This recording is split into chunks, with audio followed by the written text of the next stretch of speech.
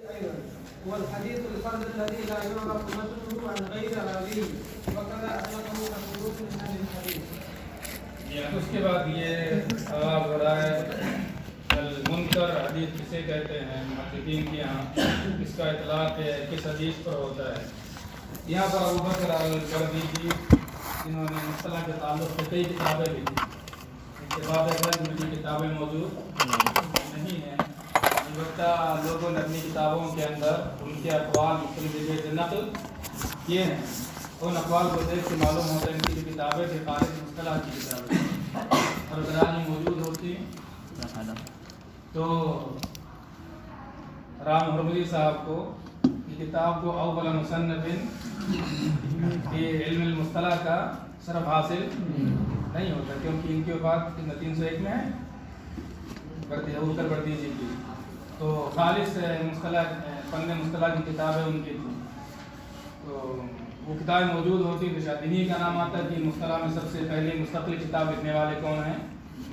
ابو بکر البردیجی ہیں. لیکن مختلف مسائل لوگوں نے ان کے اقوال ان کی کتابوں سے نقل کیے ہیں. تو انہوں نے کیا تعریف کی، تھوڑی تشریح بھی اس میں کی ہے. بردیجی کہہ رہے ہیں کہ بفتح الموحدہ با کے فتح کے ساتھ ہے، را ہے اس کے بعد اور دال کی کسرہ کے ساتھ اور اس کے بعد یا ہے تحتیہ ہے اور جیم ہے اس کے بعد. بردیج ایک جگہ ہے بردار کے طریقے اور بردار بھی ہے دال کے ساتھ ہے، دال نہیں ہے دال ہے. یہ اذربائیجان کے اندر ایک شہر ہے، تو اس کے بردار کے قریب بردیج نامی ایک جگہ ہے اور اسی کو نسبت کر کے یہ بردیجی کہلاتے ہیں. انہوں نے تعریف کی ہے کہ الفرد الذی لا یعرف متنہ عن غیر راوی، وہ حدیث فرد جس کا متن اس کے راوی کے علاوہ کسی اور سے معروف کوئی اور روایت نہیں کرتا، یہی راوی روایت کر رہا ہے، تو ایسی حدیث کو منکر حدیث کہا جاتا ہے. اور کہہ رہے ہیں کہ اس کے علاوہ اہل الحدیث میں سے محدثین میں سے اور بہت سے لوگوں نے بھی اسی طرح کی بات کہی ہے کہ حدیث کا وہ حدیث فرد جس کا متن اس کے علاوہ کسی اور سے منقول نہ ہو، اس حدیث کے شواہد موجود نہیں ہے، اس حدیث کے مطابعات موجود نہیں ہے، تو ایسی حدیث منکر کہلاتی ہے. ابن صلاح نے اس پر کہا کہ لیکن صحیح بات یہ ہے کہ منکر صرف ایسی حدیث کو نہیں کہتے ہیں جس کے اندر راوی منفرد ہو، ورنہ پھر جس سے آپ کہتے ہیں حدیث غریب اور جس سے حدیث منکر سب کیا ہو جائے گی، سب تو ایک ہی جائے گی. منکر حدیث جس کی ایک ہی سند ہو تو حدیث منکر ہو گئی. اور آپ نے اس سے پہلے پڑھا کہ ایسے حدیث کو کیا کہا جاتا ہے؟ غریب کہا جاتا ہے، فرد کہا جاتا ہے، کیونکہ حدیث غریب، حدیث فرد، حدیث منکر یہ سب کیا ہے؟ ایک ہی ہو جائے گا. تو ابن صلاح نے اسے اختلاف کیا کر، لیکن صحیح سلسلے بات یہ ہے کہ جیسے شاذ کے والی تفصیلات آپ نے پڑھی ہیں بالکل وہی تفصیلات منکر کے بارے میں تھی. لیکن یہ جو تعریفات عموماً کرتے ہیں لوگ، اصل پہلے زمانے میں تعریفات کرنے میں یہ اہتمام نہیں تھا جو بعد کے زمانے میں ہوا جامع اور معنی کرو. کچھ باتیں لوگ تعریف کرتے تھے تو کہ یہ بات تو لوگوں کو ویسے ہی معلوم ہے، لوگ سمجھیں گے اتنی بات، لیکن اب بعد کے لوگ اس کو سمجھنے کے لیے تیار نہیں تھے. آپ تعریف کر رہے ہیں تو آپ کی تعریف جامع اور معنی ہونی چاہیے. تو جہاں جتنی بات انہوں نے کہی منکر کی تعریف میں، اس سے پہلے شاذ کی تعریف میں حاکم نے جتنی بات کہی اور اسی طرح سے خلیلی جو کہی، تو جتنا انہوں نے کہا صرف اتنا ہی نہیں ہے بلکہ ساتھ میں کچھ اور بھی ہوتا ہے جو مفہوم ہوتا ہے. جانتے ہیں لوگ لفظ منکر خود ہی بتا رہا ہے منکر ہے، لفظ منکر خود ہی بتا رہا ہے کہ کیا اس کے اندر پایا جاتا ہے؟ نکارت پائی جاتی ہے، انکار جسے آپ دیکھ کے سمجھ نہ پائیں گے، اس میں کچھ ایسا خلل ہے، ایسی کمی ہے، تو وہ لازمی شے اس کے ساتھ ہے.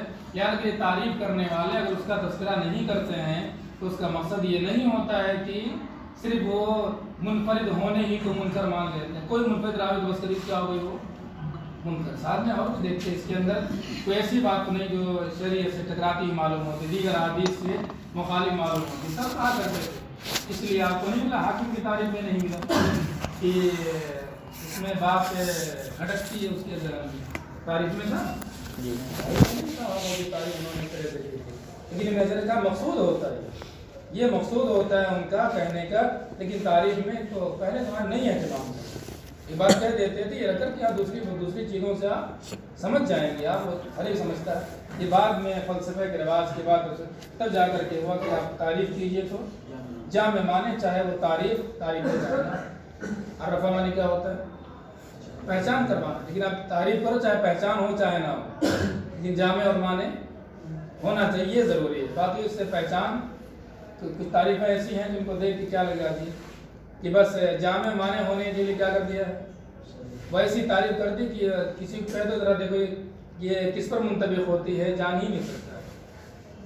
تعریف تو پہچان کرانے کے لیے کہ جملہ کہ تو سمجھ میں آ جائے، اچھا اس سے یہ مراد ہے۔ ایسی تعریف اس سے کوئی سننے والا پہچان نہیں سکتا کہ یہ جو ہے یہ کس چیز کی، کون سی چیز ہے آخر یہ۔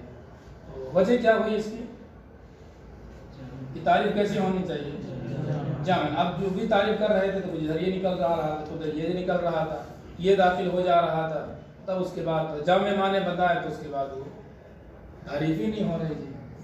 تو یہ بعد کے دور میں یہ تعریف کے بارے میں چیز شروع ہوئی۔ ابن صلاح نے اسی پر جو ہے کہ یہ جو ان کے تعریف ہے، یہ تعریف منکر کی صحیح معلوم نہیں ہوتی، بلکہ منکر کے بارے میں وہی تفصیل ہے جس سے پہلے شامل ہے۔